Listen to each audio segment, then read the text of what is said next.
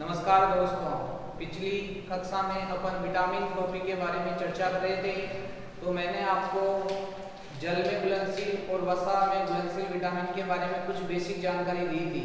तो सबसे पहले मैं आपसे ये चर्चा कर रहा था कि वसा में घुलनशील जो विटामिन हैं वो कितने प्रकार के होते हैं। तो आप सबको याद है, वसा में घुलनशील विटामिन जो होते हैं वो कितने प्रकार के होते हैं। तो आपको याद रखना है कि वसा में घुलनशील विटामिन 4 प्रकार के होते हैं। आपको याद रखना है कौन कौन से होते हैं, ए, डी, ई और के। और मैंने आपको इसकी ट्रिक भी बताई थी, क्या, के, ई, डी, ए, कीड़ा।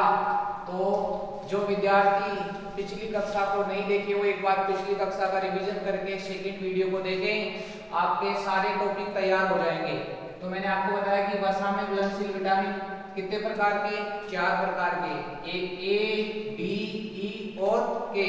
और मैंने ट्रिक क्या बताई थी इसकी, के, ई, डी, ए। तो कीड़ा, आपको याद रखना है कि वसा में घुलनशील विटामिन कीड़ा होते हैं। और जल में घुलनशील विटामिन मैंने आपको बताए थे कि जल में घुलनशील विटामिन कौन कौन से होते हैं। तो जल में घुलनशील विटामिन होता है, एक तो होता है जल में घुलनशील विटामिन, तो मैंने आपको बताया था बी और सी। तो आपको याद रखना है कि जल में घुलनशील विटामिन बी तथा सी होते हैं। बिसलरी पानी की बोतल आती है, उससे याद रखना है।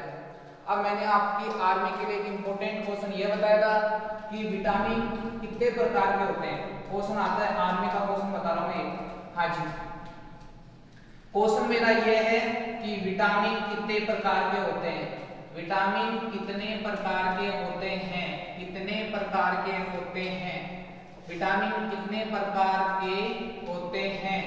तो देखिए क्वेश्चन ध्यान से सुनना, विटामिन कितने प्रकार के होते हैं। मैंने 4 ऑप्शन लिख दिए हैं यहाँ, तो आपको याद रखना है 4 ऑप्शन क्या है, 2, 3, 4 और 5। तो आपको याद रखना है, ये पिछली सेना भर्ती के अंदर भी पूछा गया क्वेश्चन था कि विटामिन कितने प्रकार के हैं। तो आपका करेक्ट आंसर होना चाहिए 2। विटामिन मुख्यतः 2 प्रकार के होते हैं, आपको याद रखना है।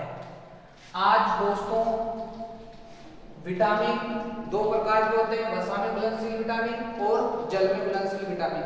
आज वसा में घुलनशील विटामिन के बारे में थोड़ी थोड़ी बेसिक जानकारी लेंगे, वो क्वेश्चन डिस्कस करेंगे जो आपकी एग्जाम के लिए इंपॉर्टेंट है। फालतू मटेरियल इस चैनल पर आपको एक भी नहीं मिलेगा, एग्जाम ओरिएंटेड मैटर मिलेगा। तो आप साथ साथ वीडियो को देखते देखते घर पे नोट्स बनाएं। तो सबसे पहले मैं आपसे ये चर्चा करता हूँ कि वसा में घुलनशील विटामिन मैंने आपको बता दिए थे ए, डी, ई और के।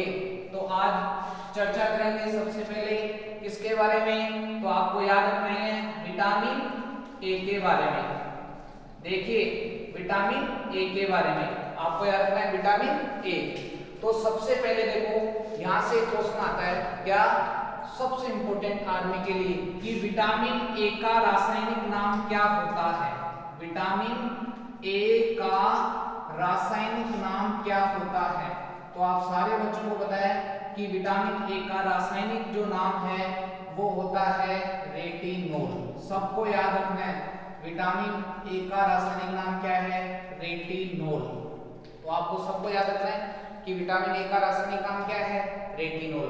सारे बच्चों को याद रखना है विटामिन ए का रासायनिक नाम क्या है, रेटिनोल। अब ये चर्चा करेंगे कि विटामिन ए के कार्य क्या है। विटामिन ए के कार्य क्या है।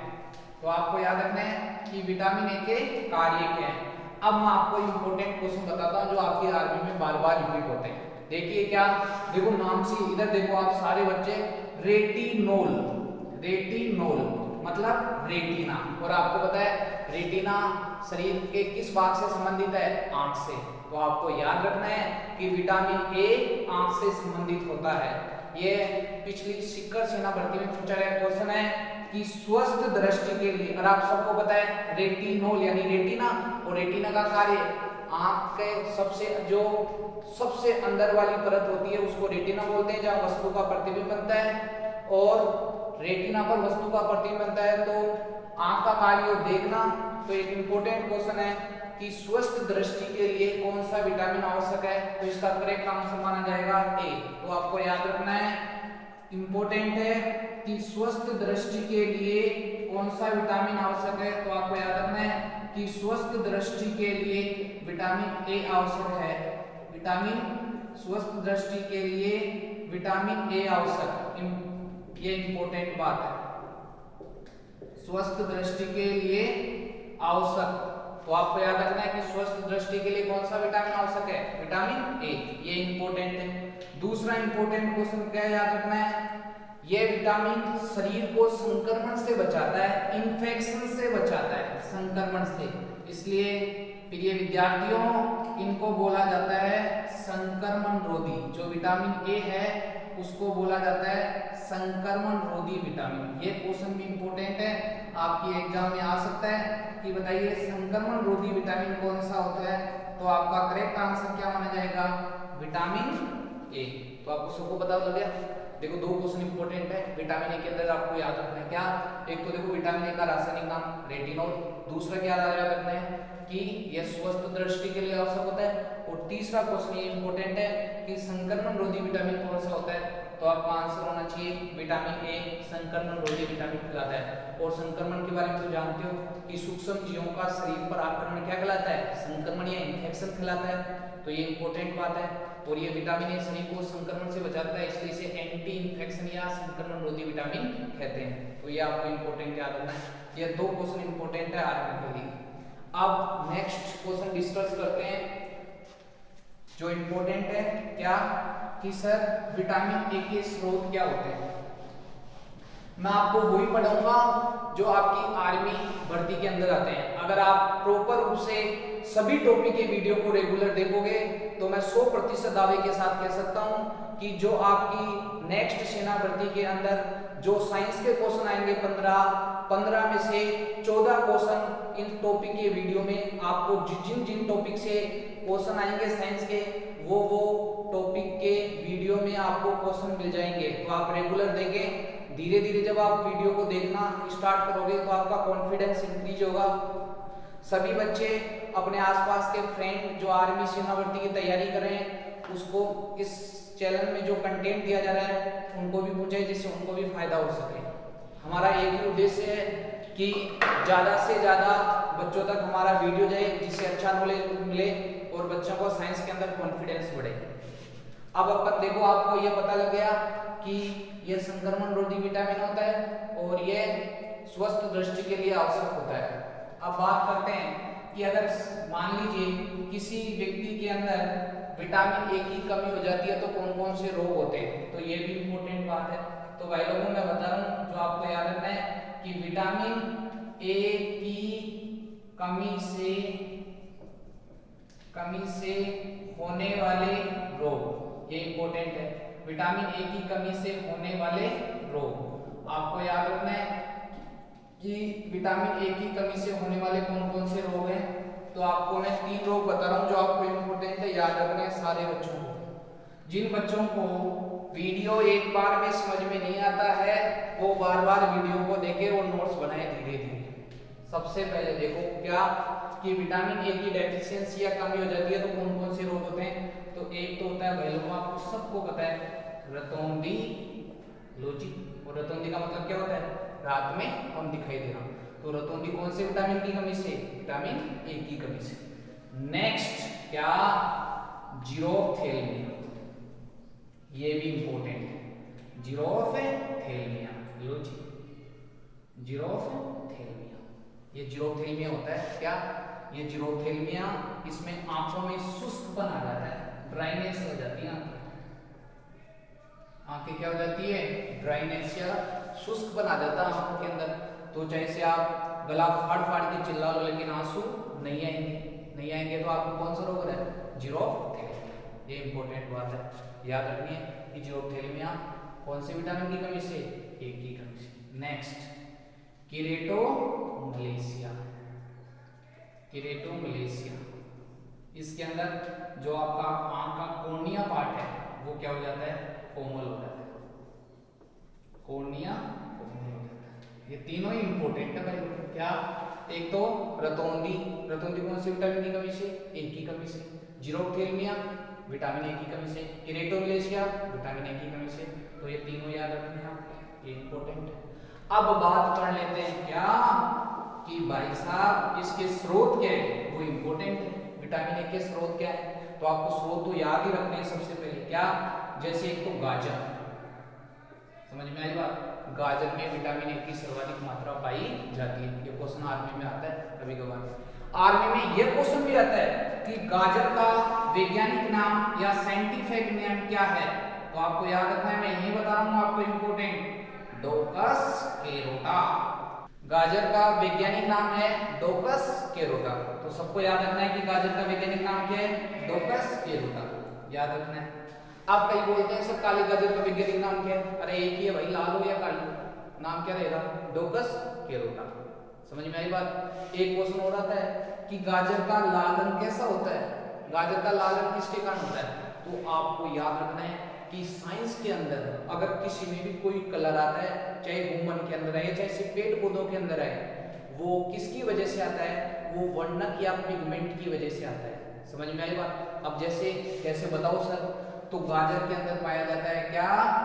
Beta carotene. ये इंपॉर्टेंट बात है। गाजर के अंदर क्या पाया जाता है? बीटा कैरोटीन, जिसके कारण गाजर का रंग कैसा होता है? लाल। आपको याद रखना है कि गाजर में बीटा कैरोटीन वर्णक पाया जाता है, जिसके कारण गाजर का रंग कैसा होता है? लाल। अब आपको मैं एक क्वेश्चन और बता देता हूँ। क्या याद रखना है कि गाजर का लाल रंग बीटा कैरोटीन वर्णक के कारण होता है। नेक्स्ट क्या? ये इंपॉर्टेंट है कि जैसे क्वेश्चन आता है ना कि पत्तियों का हरा रंग किसकी वजह से होता है? पत्तियों का हरा रंग किसकी वजह से? तो आपको याद रखना है क्लोरोफिल वर्णक के कारण। ये भी क्वेश्चन आता है, क्लोरोफिल वर्णक के कारण। पत्तियों का हरा रंग किसकी वजह से होता है? क्लोरोफिल वर्णक के कारण। तो आपको याद रखना है कि पत्तियों का रंग हरा किसकी वजह से होता है? क्लोरोफिल वर्णक के कारण। नेक्स्ट, हाँ जी, क्या अपन ये चर्चा करें सर? और बताओ किस किस के गाजर के अलावा और किस किस में पाया जाता है? तो देखो, एक तो आपके पास मैंने गाजर लिख दिया, ठीक है। एक मैं आपको लिख रहा हूं क्या? जो गाय का दूध होता है, जो गाय का दूध होता है उसके अंदर भी विटामिन ए की सर्वाधिक मात्रा होती है। एक जो पका हुआ आम होता है, जो पका हुआ आम होता है उसके अंदर भी विटामिन ए की सर्वाधिक मात्रा पाई जाती है। देखो, एक तो गाजर हो गया, एक गाय का दूध हो गया और एक पका हुआ आम हो गया। एक इंपॉर्टेंट और याद रखना है, सुनहरा धान, जिसे गोल्डन राइस कहा जाता है। ये आपको याद रखना है, सुनहरा धान या गोल्डन राइस। और इस सुनहरा धान या गोल्डन राइस के अंदर विटामिन ए की सर्वाधिक मात्रा पाई जाती है।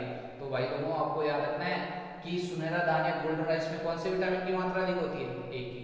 ये कुछ बेसिक जानकारी मैंने दे दी आपको। तो यहाँ अपना विटामिन ए कंप्लीट होता है। आपको याद रखना है, मैंने मोस्ट इंपोर्टेंट सारी बातें बता दी। आपको याद रखना है इसका विटामिन ए का रासायनिक नाम क्या है, विटामिन ए के कार्य क्या है, विटामिन ए की कमी से कौन कौन से रोग होते हैं, और विटामिन ए के स्रोत क्या है। ये आपकी आर्मी के लिए सफिशिएंट है 100%। अब देखो, नेक्स्ट विटामिन चर्चा करते हैं। कौन सा विटामिन? तो आपको याद रखना है कि देखो, मैंने वसा में घुलनशील विटामिन आपको 4 बताए थे, ए, डी, ई और के। अब अपन चर्चा करेंगे किसके बारे में? विटामिन डी के बारे में। तो आपको याद रखना है विटामिन डी। लो जी, विटामिन डी, विटामिन डी। अब भाई साहब क्वेश्चन वही आता है क्या कि सर विटामिन डी का रासायनिक नाम क्या है? तो आपको रासायनिक नाम याद रखना है। विटामिन डी का रासायनिक नाम क्या है? तो आपको याद रखना है रासायनिक नाम कैल्सीफेरोल। कैल्सीफेरोल। विटामिन डी का रासायनिक नाम क्या है? कैल्सीफेरोल। तो आपको याद रखना है कि विटामिन डी का रासायनिक नाम क्या होता है? कैल्सीफेरोल। ये याद रखना है। नेक्स्ट वही चलेगा सर, विटामिन डी के कार्य क्या होते हैं?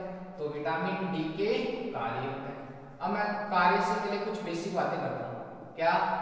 कि जब सूर्य की पराबैंगनी विकिरण अल्ट्रावायलेट रेज, सूर्य की पराबैंगनी विकिरण अल्ट्रावायलेट रेज जब आपकी त्वचा के ऊपर गिरती है, तो त्वचा के अंदर कुछ ऐसे पदार्थ होते हैं जो विटामिन डी का निर्माण करते हैं। ये इंपॉर्टेंट क्वेश्चन है। क्या? कि सूर्य की पैराबैंगनी, सूर्य की पैराबैंगनी विकिरणों की सहायता से, विकिरणों की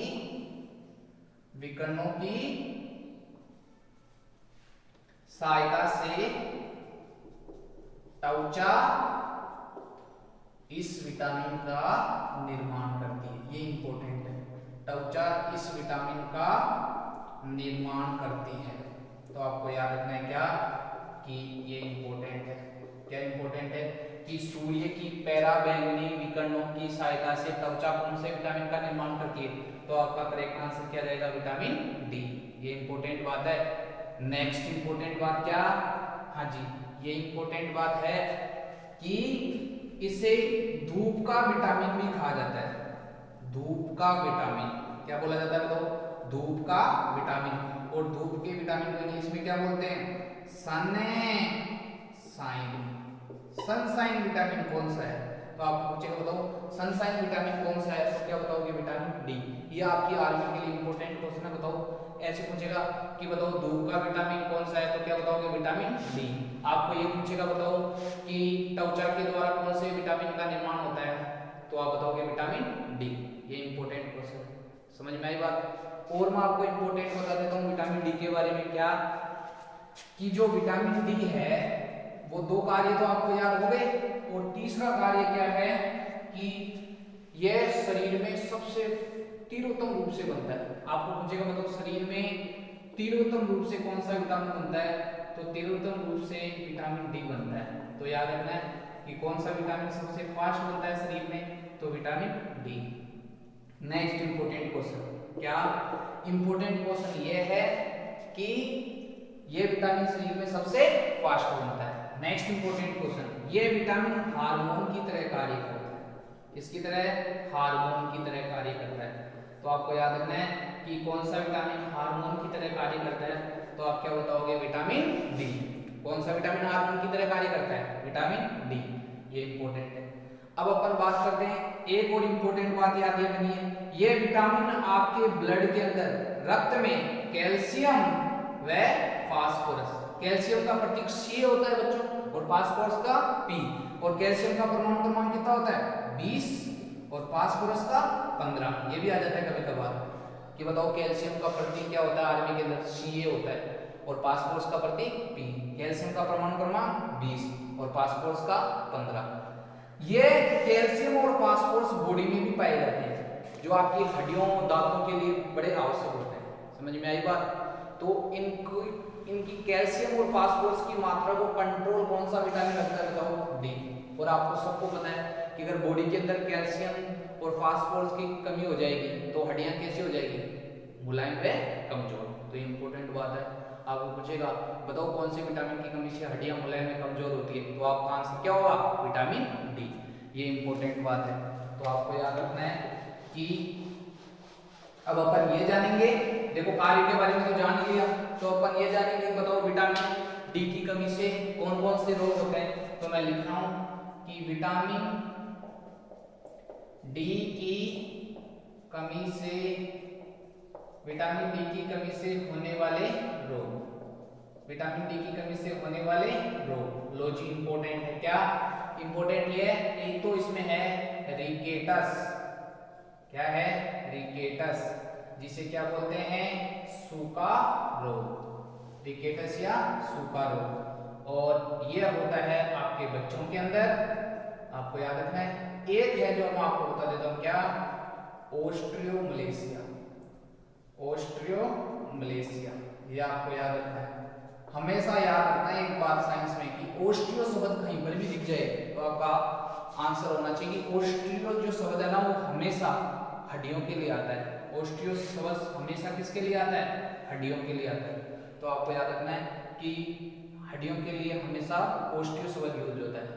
ये ओस्टियो जो मलेशिया है ये वयस्कों में होता है। किसमें होता है? वयस्कों में। अब आपको ये याद रखना है कि चाहे से सूखा रोग हो या ओस्टियो मलेशिया, इन दोनों में हड्डियां मुलायम में क्या हो जाती है? कमजोर। तो आपको याद रखना है कि हड्डियां मुलायम व कमजोर, मुलायम व कमजोर। तो आपको याद रखना है कि आपको ये इंपॉर्टेंट क्वेश्चन पूछा गया क्वेश्चन है आर्मी के अंदर कि बताओ रिकेटस रोग में शरीर का कौन सा भाग प्रभावित होता है, तो क्या बताओगे? हड्डियां प्रभावित होती हैं। अरे यस यार था। नेक्स्ट अब अपन बात ये करते हैं कि अगर आज एक क्वेश्चन हो रहा था कि बताओ हड्डियों का अध्ययन क्या कहलाता है, तो आपको याद रखना है कि हड्डियों का जो अध्ययन है ना वो कहलाता है ऑस्टियोलॉजी। हड्डियों का अध्ययन क्या कहलाता है? ऑस्टियोलॉजी। ये इंपॉर्टेंट बात है, हड्डियों का अध्ययन क्या कहलाता है? ऑस्टियोलॉजी। तो याद रखना है कि बताइए हड्डियों का अध्ययन क्या कहलाता है? ऑस्टियोलॉजी। अब अपन बात करते हैं क्या कि सर आपने बता दिया विटामिन डी की कमी से कौन कौन से रोग होते हैं? रिकेटस रोग होता है, एक ऑस्टियोमलेशिया होता है। और हड्डियों का अध्ययन क्या कहलाता है? ऑस्टियोलॉजी।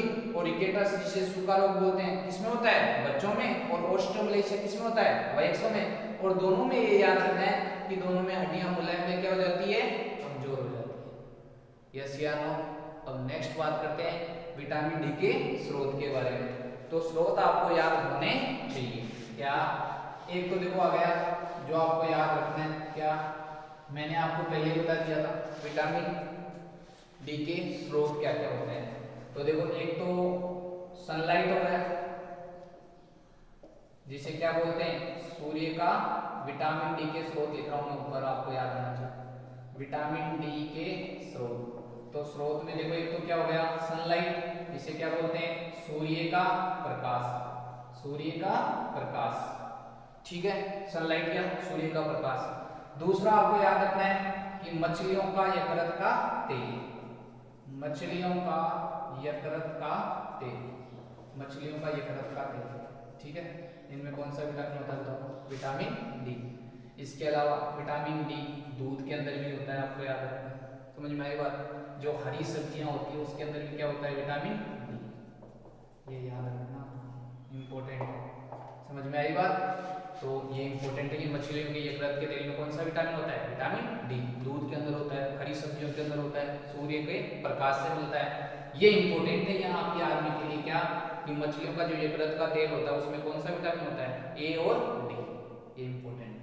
लो जी, मैंने विटामिन ए भी करा दिया और विटामिन डी भी करा दिया। अब चर्चा करते हैं किसके बारे में? विटामिन ई के बारे में। तो मैं आपको विटामिन ई के बारे में बता देता हूँ। तो देखिए सबसे पहले विटामिन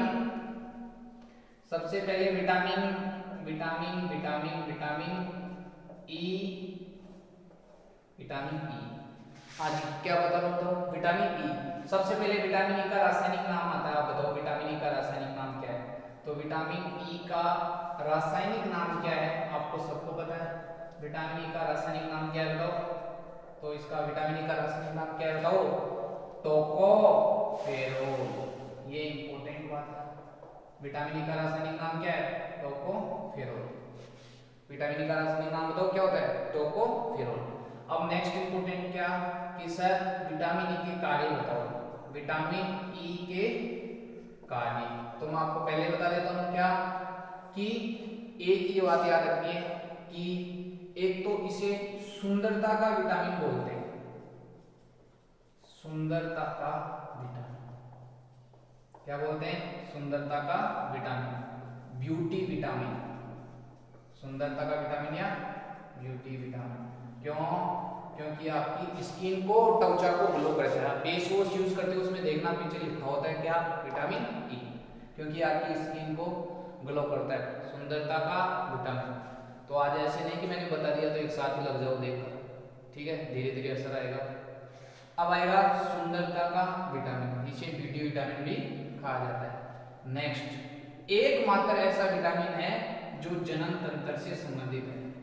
जनन तंत्र से संबंधित, जनन तंत्र से संबंधित। आपको पूछेगा बताओ कौन सा विटामिन जनन तंत्र से संबंधित है, तो आप क्या बताओगे? Vitamin E. जनन तंत्र से संबंधित विटामिन कौन सा है? Vitamin E. दो बातें याद रखिए कि सुंदरता का विटामिन कौन सा? ई, और जनन तंत्र से संबंधित विटामिन ई। और आपको पूछे कि धूप का विटामिन, तो विटामिन डी पहले बता चुका, ठीक है। अब बात करते हैं क्या कि सर विटामिन ई की कमी से कौन से रोग होते हैं, तो रोग कौन से होते हैं आपको याद रखना है क्या? बांझपन। क्या होता है? बांझपन। किसकी कमी से? विटामिन ई की कमी से। इसको इनफर्टिलिटी भी बोला जाता है। इनफर्टिलिटी क्या बोला जाता है? इनफर्टिलिटी। इनफर्टिलिटी बोला जाता है। क्या बोला जाता है बताओ? इनफर्टिलिटी या बांझपन। ये क्वेश्चन आता है कि बताओ विटामिन ई, बांझपन कौन से विटामिन की कमी से? ई की कमी से। इनफर्टिलिटी कौन से विटामिन की कमी से? विटामिन ई की कमी से। ये आपको याद रखना है। अब चर्चा करते हैं बच्चों कि विटामिन ई के स्रोत क्या क्या है। विटामिन ई के स्रोत क्या क्या है? तो विटामिन ई के स्रोत मैं आपको बता देता हूं। क्या? जितने भी तेलीय बीज हैं, स्रोत बता रहा हूं मैं, विटामिन ई के स्रोत, विटामिन ई के स्रोत। तो स्रोत कौन कौन से होते हैं मैं आपको बता देता हूं। क्या? विटामिन ई के स्रोत कौन कौन से होते हैं मैं आपको बता रहा हूं, ध्यान से सुनना। एक तो तेलीय बीज, और एक कौन से बीज? अंकुरित बीज। तेलीय बीज, अंकुरित बीज, ठीक है। एक है सोयाबीन, और एक आपको याद रखना है जो सूरजमुखी का तेल आता है, सूरजमुखी का तेल, ठीक है। उनके अंदर कौन सा विटामिन होता है? ई। सब में याद रखना है। जितनी भी ऑयल सीड्स होती हैं जैसे तेलीय बीज, अंकुरित बीज, सोयाबीन और सूरजमुखी का तेल, इनमें कौन सा विटामिन होता है? Vitamin E. यहाँ एक आर्मी का क्वेश्चन आता है कि सर्वाधिक प्रोटीन किसमें होती है? तो आपको याद रखना है किसमें होती है? सोयाबीन में 35 से 40%। कई बच्चे बुक में 35 से 45% पढ़ लेते हैं, वो कोई दिक्कत वाली बात है ना, तो ऑप्शन के ऊपर डिपेंड करता है, लेकिन एवरेज याद रखना है 35 से 40%। तो सर्वाधिक प्रोटीन किसमें होती है? सोयाबीन में, ये याद रखना है। और आपको पूछेगा तेलीय बीजों में, अंकुरित बीजों में, सोयाबीन में, सूरजमुखी के तेल के अंदर कौन सा विटामिन होता है? विटामिन ई, ठीक है। तो देखो विटामिन ए भी कंप्लीट हो गया, विटामिन डी भी कंप्लीट हो गया, और विटामिन ई भी कंप्लीट हो गया। अब नेक्स्ट चर्चा करते हैं किसके बारे में? विटामिन के बारे में।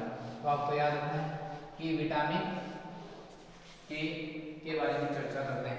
तो भाई लोगों, विटामिन के का रासायनिक नाम क्या है?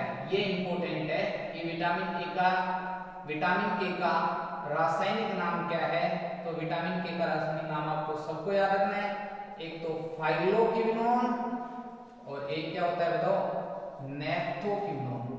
फाइलोक्विनोन और नेफ्थोक्विनोन, ये आपको याद रखना है कि फाइलोक्विनोन या नेफ्थोक्विनोन। समझ में आई? सारे बच्चों को याद रखना है फाइलोक्विनोन या नेफ्थोक्विनोन। अब बात करते हैं सर विटामिन ई के कार्य क्या होते हैं? तो आपको याद रखना है विटामिन के कार्य क्या होते हैं? विटामिन के कार्य क्या होते हैं? तो आपको मैं कुछ बेसिक जानकारी देता हूँ। क्या? एक तो आपने सुना होगा फाइब्रिनोजन।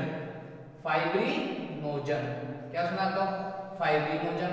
और एक है प्रोथ्रोम्बिन।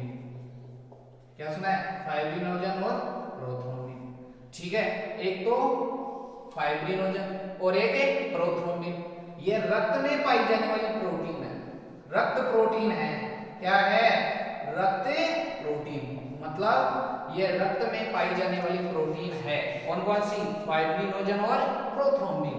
और ये रक्त में पाई जाती है, और इनका कार्य होता है रक्त का थक्का बनाना। कैसे मैं आपको समझाऊं कि जैसे आपके कभी कभार साधारण चोट लग जाती है, तो आप देखना 4 या 5 मिनट के अंतराल पर खुद खून धीरे धीरे जमना स्टार्ट हो जाता है, ऐसे पपड़ी सी आ जाती है। तो पपड़ी इसलिए आती है कि जैसे ही आपकी बॉडी के अंदर कोई कट लगता है, तो ब्रेन से संदेश आता है कि कट लगा है, ब्लड बाहर जा रहा है, उसको रोको। तो ये फाइब्रिनोजन और प्रोथ्रोम्बिन वहां जाकर ऐसे जाल सा बना लेती है, तो देखना लगने के बाद में ऐसे पपड़ी सी जम जाती है। अब इनके निर्माण में, फाइब्रिनोजन और प्रोथ्रोम्बिन के निर्माण में विटामिन के सहायता करता है। अगर आपको देखो थोड़ा बहुत तो दिमाग है क्या कि अगर मान लीजिए किसी व्यक्ति में विटामिन के की कमी है, तो उसमें ये प्रोटीन नहीं बनेगी। कौन कौन सी? फाइब्रिनोजन और प्रोथ्रोम्बिन। ये और भी होती है बहुत सारी प्रोटीन, लेकिन ये मुख्यतः 2। तो आपको पता है कि इनके निर्माण में कौन सा विटामिन सहायक है? के। अगर मान लीजिए किसी व्यक्ति में विटामिन के की कमी रहेगी, तो आपको पता है कि इनमें ये नहीं बनेगी या धीरे बनेगी। तो आपको पता है अगर उसके कट लग जाएगा या घाव, मान लीजिए कोई चोट लग जाएगी, तो बताओ उसमें खून देरी से, उसमें रक्त का थक्का देरी से बनेगा या जल्दी से? तो देरी से बनेगा। तो लॉजिक 2 इंपॉर्टेंट क्वेश्चन। एक तो बताओ रक्त का थक्का बनाने में कौन सा विटामिन सहायक है? के। और आपको ऐसे क्वेश्चन पूछे, बताओ कौन से विटामिन की कमी से रक्त का थक्का देरी से जमता है, तो विटामिन के। दो क्वेश्चन याद रखने कि कौन सा विटामिन रक्त का थक्का बनाने में सहायक है, के, और कौन से विटामिन की कमी से रक्त का थक्का देरी से जमता है, तभी आंसर क्या होगा, के। तो ये दोनों बात याद रखनी है। आपको पूछेगा तो मैंने बता दिया विटामिन के की कमी से होने वाले रोग, की कमी से होने वाले रोग कौन कौन से हैं, तो आपको याद रखना है। हाँ जी, अब नेक्स्ट क्वेश्चन क्या कि विटामिन के बारे में बता दिया मैंने कि कमी से कौन से रोग होते हैं, स्रोत वही है हरी सब्जियां, टमाटर इत्यादि। यहाँ एक इंपॉर्टेंट है, मैं आपको बता रहा हूँ, आनुवांशिक रोग है, आनुवांशिक रोग, आनुवांशिक रोग। और आनुवांशिक रोग को क्या बोला जाता है बताओ, जन्मजात रोग। क्या बोला जाता है, जन्मजात रोग। इंग्लिश में क्या बोलते हैं, जेनेटिक डिसऑर्डर। और आनुवांशिक रोग का मतलब होता है ऐसे रोग जो पीढ़ी दर पीढ़ी चलते हैं, ठीक है, पीढ़ी दर पीढ़ी चलते हैं, उनको क्या बोला जाता है, जन्मजात रोग या आनुवांशिक रोग। और वो रोग है, एक मैं बता रहा हूँ, बहुत सारे रोग होते हैं, मैं तो बता रहा हूँ आपको कौन सा, हीमोफीलिया, हीमोफीलिया। इसे क्या बोला जाता है, इसे शाही रोग भी बोला जाता है, इसे क्या बोला जाता है, शाही रोग भी बोला जाता है, ठीक है। इसे रॉयल डिजीज भी बोला जाता है, क्या बोला जाता है, रॉयल डिजीज। आपको एक बात याद रखनी है बच्चों कि हीमोफीलिया एक ऐसा आनुवांशिक या जन्मजात रोग है जिसमें रक्त का थक्का नहीं बनता है। अगर कोई हीमोफीलिया से कोई ग्रसित व्यक्ति है तो अगर उसके साधारण चोट लग जाएगी तो उसमें रक्त का थक्का नहीं बनेगा। तो आपको ऐसे पूछेगा कि बताओ ऐसा कौन सा जन्मजात रोग है या ऐसा कौन सा आनुवांशिक रोग है जिसमें रक्त का थक्का नहीं बनता, तो आप क्या बताओगे, हीमोफीलिया, ठीक है सर। लेकिन इसको शाही रोग क्यों बोलते हैं, रॉयल डिजीज, तो ये रोग इंग्लैंड की महारानी विक्टोरिया के रोग था। तो आपको बताया कि इसको क्या बोलते हैं, शाही रोग, तो शाही थी ना इसलिए इसका नाम ही क्या निकाल दिया, रॉयल डिजीज या शाही रोग। बोलो यस या नो, तो आपको समझ में आ गया होगा। अब अपन बात करते हैं यहाँ से आपको, तो देखो, हाँ जी, मैंने आपको विटामिन ए पढ़ा दिया, विटामिन डी पढ़ा दिया, विटामिन ई पढ़ा दिया और विटामिन के पढ़ा दिया। जितने भी क्वेश्चन आपकी आर्मी में विटामिन से विटामिन लेवल के बनेंगे वो सारे मैं डिस्कस कर रहा हूँ, आपको बाहर से पढ़ने की कोई जरूरत नहीं है। जिन बच्चों को एक बार में वीडियो समझ में नहीं आता बार बार वीडियो देखें, और मेरा कहना तो ये है कि आप साथ साथ में वीडियो देखते देखते नोट्स भी बनाएं, नोट्स बनाएं, साथ साथ वीडियो देखिए, मेरी बातों को लिखिए। अगर आप लैंग्वेज में लिखते चले जाओगे, अगर ऐसे करके आप 6-7 टॉपिक के वीडियो को रेगुलर देखोगे तो आपका कॉन्फिडेंस 100% बढ़ेगा, ये मेरा पूरा आपके साथ प्रॉमिस है, वादा है। तो और भी आगे कई भाई लोग जो आर्मी की तैयारी कर रहे हैं, घर बैठे हैं, तो उन तक ये पहुंचाओ, वीडियो पहुंचाओ, ज़्यादा से ज़्यादा शेयर करो, ज़्यादा से ज़्यादा लाइक करो, सब्सक्राइब करो, जिनसे जो आर्मी सेना भर्ती की जो तैयारी करें उनको फ़ायदा पहुँचे।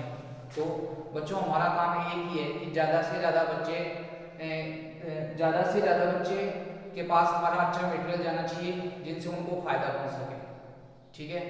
तो आपको याद रखना है। तो देखो वसा में घुलनशील विटामिन मैंने बता दिए, और आप हमारे को सजेशन भी दें, महाराणा प्रताप डिफेंस एकेडमी के जो ऑफिशियल नंबर है उस पर हमारे को आपके कौन सा आपके टॉपिक पढ़ना है, कौन सी सब्जेक्ट पढ़नी है, तो आप सुझाव दें कि आपको वीडियो कैसा लगा, ठीक है। तो ये धीरे धीरे, क्योंकि अभी तो स्टार्टिंग है, तो आप बताओगे तो वैसा धीरे धीरे इंप्रूवमेंट होगा, तो इंप्रूवमेंट हम बिल्कुल करेंगे, आपके लिए तैयार हैं। जो भी आप कभी बताओगे उसको धीरे धीरे रिमूव करेंगे। तो आप बताते रहो, पढ़ते रहो, ठीक है, जैसे जैसे आपको टाइम मिले। तो अब देखो वसा में घुलनशील विटामिन पूरे हो गए, अब चर्चा करेंगे किसके बारे में, जल में घुलनशील विटामिन। तो जल में घुलनशील विटामिन कौन कौन से हैं, तो आपको याद रखना है कि जल में घुलनशील विटामिन आपको पहले से पता है कि जल में जो घुलनशील विटामिन हैं, जल में घुलनशील विटामिन हैं वो कौन कौन से हैं, बी और सी, बी और सी। तो मैंने पहले बता दिया था, बिस्लरी पानी की बोतल। अब देखो पहले अपन बात कर लेते हैं किसके बारे में, जो विटामिन बी है। देखो विटामिन बी कॉम्प्लेक्स बोलते हैं इसको, क्या बोलते हैं, बी कॉम्प्लेक्स। कॉम्प्लेक्स क्यों बोलते हैं, क्योंकि इसके बहुत सारे रूप होते हैं। जैसे आपने सुना होगा vitamin B1, vitamin B2, vitamin B3, vitamin B5, vitamin B6, vitamin B7, vitamin B9 और विटामिन B12। इसमें कुछ इंपॉर्टेंट नहीं है बी कॉम्प्लेक्स के अंदर, इंपॉर्टेंट है सबके रासायनिक नाम जो आपको याद होना चाहिए कि विटामिन B1 का रासायनिक नाम क्या है, थायमीन, पहले ही बता चुका क्या है, थायमीन। और विटामिन B2 का राइबोफ्लेविन, क्या नाम है बताओ, राइबोफ्लेविन। आपको याद रखना है विटामिन B2 का रासायनिक नाम क्या है, राइबोफ्लेविन। नेक्स्ट विटामिन B3 का रासायनिक नाम क्या है, तो आपको याद रखना है नियासिन। विटामिन B3 का रासायनिक नाम क्या है, नियासिन। विटामिन B5 का रासायनिक नाम क्या है, तो आपको याद रखना है पेंटाथेनिक अम्ल। क्या याद रखना है, पेंटाथेनिक अम्ल। और विटामिन B6 का तो आपको याद रखना है पाइरिडॉक्सिन। क्या याद रखना है बताओ, पाइरिडॉक्सिन। और विटामिन B7 का क्या है बताओ, बायोटिन। विटामिन B7 का रासायनिक नाम क्या है, बायोटिन। और विटामिन B9 का रासायनिक नाम क्या है, तो विटामिन B9 का जो रासायनिक नाम है वो है, आपको याद रखना है बताओ क्या, विटामिन फोलिक अम्ल। याद रखना है फोलिक अम्ल। विटामिन B9 का रासायनिक नाम क्या है, फोलिक अम्ल, याद रखना है। और विटामिन B12 का रासायनिक नाम क्या है, सबको याद रखना है साइनोकोबालेमिन। क्या याद रखना है बताओ, साइनोकोबालेमिन। तो आपको याद रखना है क्या कि विटामिन B1 का रासायनिक नाम क्या होता है और विटामिन B2 का रासायनिक नाम क्या होता है। आपको याद रखना है कि B1 का रासायनिक नाम थायमीन है, B2 का राइबोफ्लेविन है, B3 का नियासिन है, B5 का पेंटाथेनिक अम्ल है, B6 का पाइरिडॉक्सिन है, B7 का बायोटिन है, B9 का फोलिक अम्ल है, B12 का साइनोकोबालेमिन है। तो विटामिन B9 का रासायनिक नाम है फोलिक अम्ल। अब आपको B12 लिखता हूँ, विटामिन B12 का रासायनिक नाम क्या है, जो मैं आपको ऊपर लिखा हूँ। तो आप ध्यान से देखिए कि विटामिन B12 का रासायनिक नाम क्या है, तो आपको याद रखना है क्या, B12 का रासायनिक नाम है साइनोकोबालेमिन। याद रखना है साइनोकोबालेमिन। याद रखना है प्यारे बच्चों कि विटामिन B12 का रासायनिक नाम क्या है, साइनोकोबालेमिन। लो जी, ये इंपॉर्टेंट बात, साइनोकोबालेमिन। अब देखो कुछ बेसिक जानकारी है जो आपको मैं इंपॉर्टेंट बता देता हूँ, आर्मी से आती है। ये रासायनिक नाम याद रखना है। तो बताओ B12 का रासायनिक नाम क्या है, साइनोकोबालेमिन। एक इंपॉर्टेंट बात और है कि इस विटामिन B12 में देखो नाम है साइनोकोबालेमिन, नाम याद है क्या, कोबालेमिन मतलब कोबाल्ट। ये इंपॉर्टेंट है क्या कि विटामिन B12 के अंदर कोबाल्ट धातु पाई जाती है। पूछे आपको पूछेगा कि बताओ कौन से विटामिन में कोबाल्ट धातु होती है, तो आप क्या बताओगे, विटामिन B12। एक और आता है विटामिन B1 की कमी से कौन सा रोग होता है, तो आपको याद रखना है बेरी। ये भी क्वेश्चन आता है कि बताइए विटामिन B1 की कमी से कौन कौन सा रोग होता है, बेरी। ये इंपॉर्टेंट है, ठीक है। दूसरा इंपॉर्टेंट क्वेश्चन क्या है कि एक आता है विटामिन B2, उसकी कमी से कौन सा रोग, तो उसकी कमी से आपको रोग मैं बता रहा हूँ, इंपॉर्टेंट है। एक तो होता है किलोसिस, जो आपको याद रखना है, मुंह व होठों के किनारों का फटना, किलोसिस रोग होता है। कौन सी कमी से, विटामिन B2 की कमी से। एक ग्लोसाइटिस भी होता है, ये भी कौन से विटामिन की कमी से होता है, विटामिन B2 की कमी से। और एक विटामिन B3, उसकी कमी से कौन सा रोग होता है, पेलेग्रा। याद रखना है कि विटामिन B3 की कमी से कौन सा रोग होता है, पेलेग्रा। विटामिन B6, उसकी कमी से रोग होता है एनीमिया। विटामिन B6 की कमी से कौन सा रोग होता है, एनीमिया। आपको याद रखना है विटामिन B7 की कमी, ये इंपॉर्टेंट है। देखो B7 का रासायनिक नाम बायोटिन बताएगा, इसे H विटामिन भी कहते हैं। आपको पूछेगा बताओ H विटामिन कौन सा है, तो क्या बताओगे, B7। दूसरा इंपॉर्टेंट, अगर किसी व्यक्ति के बाल झड़ रहे हैं तो कौन से विटामिन की कमी है, B7 की कमी। तो बालों का झड़ना कौन से विटामिन की कमी है, तो विटामिन विटामिन B7 की कमी है। तो याद रखना है। अब इंपॉर्टेंट है क्या, विटामिन B12 की कमी से कौन सा रोग होता है, तो याद रखना है विटामिन B12 की कमी से रोग होता है पर्नीशियस एनीमिया। हाँ जी, लो जी, पर्नीशियस एनीमिया, आपको ये याद है, ठीक है, B12 कमी से पर्नीशियस एनीमिया। अब देखो विटामिन बी कॉम्प्लेक्स में इतने इंपॉर्टेंट है, यही चीज याद रखनी है, फालतू चीजें कोई भी याद नहीं रखनी है, ठीक है। सबके रास्ते ना और कुछ इंपॉर्टेंट जो बेसिक मैंने जानकारी थी वो याद रखनी है, ठीक है, आपका काम हो जाएगा 100%। अब भाई साहब आगे चलो, क्या विटामिन सी बच गया, ठीक है। सी थोड़ा इंपॉर्टेंट है, कभी कभार क्वेश्चन भी आ जाते हैं, तो आप इसको भी ध्यान से देखिए। अब देखो मैं बात करता हूँ किसके बारे में बताओ, विटामिन सी के बारे में। तो विटामिन सी का रासायनिक नाम क्या है, तो रासायनिक नाम आपको सबको पता है, एस्कोर्बिक अम्ल। क्या है, एस्कोर्बिक अम्ल, ये याद रखना है। विटामिन सी का रासायनिक नाम क्या है, एस्कोर्बिक अम्ल। नेक्स्ट, हाँ जी, कि सर इसके कार्य क्या होते हैं, तो आपको डायरेक्ट याद रखना है, क्या कुछ ही लफड़े याद नहीं रहा। एक तो ये घाव बढ़ने में सहायक है, घाव बढ़ने में सहायक है, कौन सा विटामिन बताओ, विटामिन सी। आप पूछेगा बताओ घाव बढ़ने में कौन सा विटामिन सहायक है, सी। समझ में आई बात, आपको याद रखना है विटामिन सी घाव बढ़ने में सहायक है। दूसरा, ये प्रतिरक्षा तंत्र को सक्रिय करता है, प्रतिरक्षा तंत्र को सक्रिय करता है, ये भी इंपॉर्टेंट बात है, प्रतिरक्षा तंत्र को सक्रिय, ठीक है। और प्रतिरक्षा तंत्र का मतलब जानते हो, रोगों से लड़ने की क्षमता। अब यहाँ देखो एक इंपॉर्टेंट है कि सर अगर इसकी कमी हो जाए तो कौन से रोग हो जाएंगे, तो आपको इसकी कमी से होने वाले रोग याद रखना है। एक रोग आपको याद रखना है, कौन सा, जो मैं आपको बता रहा हूँ, स्कर्वी रोग। कौन सा रोग, स्कर्वी रोग, लो जी, स्कर्वी रोग। स्कर्वी रोग कौन से विटामिन की कमी से, विटामिन सी की कमी से, ठीक है। और स्कर्वी रोग में क्या होता है, दांत व मसूड़ों में क्या आता है, खून आता है, दांत व मसूड़ों में खून। अगर किसी व्यक्ति के दांत और मसूड़ों में खून आ रहा है तो वो कौन से विटामिन की कमी होने की संभावना है, विटामिन सी की कमी होने की संभावना है। अगर बात करें स्रोत के बारे में कि सर स्रोत को कौन कौन से हैं, और एक और याद रखना है, क्या, ये तो विटामिन सी की कमी से स्कर्वी या दांत और मसूड़ों में, और आपको पता है घाव बढ़ने में सहायक कौन सा विटामिन है, सी। तो घाव अगर बढ़ने में सहायक अगर देरी से बढ़े तो कौन से विटामिन की कमी से, सी की कमी से। ये भी क्वेश्चन आता है कि घाव देरी से कौन से विटामिन की कमी से बढ़ते हैं, तो आप क्या बताओगे, विटामिन सी। ये इंपॉर्टेंट है, दो इंपॉर्टेंट है, क्या, स्कर्वी रोग कौन से विटामिन की कमी से, सी की कमी से। और स्कर्वी रोग में क्या होता है, दांतों और मसूड़ों में क्या आता है, खून। और घाव देरी से कौन से विटामिन की कमी से, सी की कमी से, ठीक है। तो इंपॉर्टेंट क्वेश्चन मैंने बता दिया, ठीक है। नेक्स्ट क्या, कि सर विटामिन सी के स्रोत क्या है, ये इंपॉर्टेंट है, विटामिन सी के स्रोत। तो आपको याद रखना है सबसे ज्यादा किसमें होता है बताओ, आंवले में, ठीक है। इसके अलावा नींबू, नारंगी, ठीक है, करोंदा,